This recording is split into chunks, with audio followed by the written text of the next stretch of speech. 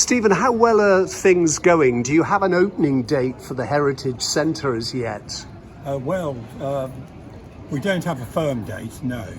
It's going to be in the new year, and it will probably be after Easter at some point. With the works we've been doing, we've managed to keep the building site operating throughout the COVID emergency and lockdown, but inevitably some things haven't gone as quickly as they would under normal circumstances, and so it has introduced some further delays into the programme, and we're also having to manage the cost implications of that as well. But obviously the building project is much larger than the World Heritage Centre alone. It's just one facet of it, and one of the outcomes of this project, so it is quite complex. Yes, I know you're going to be able to provide access to even more of the Roman remains, and you're also providing a learning centre, better facilities for schools and groups. It looks as though the whole thing's going to be pretty high tech. I saw an advert. You're looking for a digital operator. What have you got in mind? Well, this relates to the World Heritage Centre, and is to develop digital trails, and it is part of the package we want to be able to offer to people that they will feel comfortable with. So in one sense it's high tech, in the other sense it will be very simple and easy to operate for the user. And the idea is that in the World Heritage Centre, you will be shown something of what is out there in the World Heritage Site, and you will be able to select from a menu that's available to you using your own portable phone, and basically just zap certain elements in the display, and then this will be on your phone, and you will be able to go out and it will stitch it together into a credible route for you.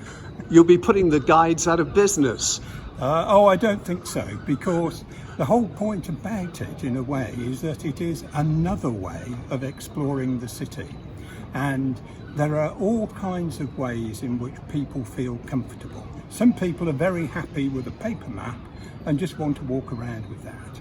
Well, that's fine, you can do that. Some people actually want to be led by someone who's knowledgeable and intelligent, and of course the Mayor's Honorary Guides tours are perfect for them. But not everybody wants to do that because of the time constraints and so on, and you're with a family group, your timing might not be coincident with what a guide's tour is, so we're trying to cater for a wider possible audience, as wide an audience as possible. The World Heritage Centre, of course, was an obligation in a way, because when the city was granted World Heritage status, it agreed that there would be a place where that could be explained, the reason why Bath has that status. Yes. There were moves afoot for a second award of World Heritage status, with Bath as a European spa. That obviously, I'm sure, has been delayed by events, but will you be making room for it if indeed that is granted?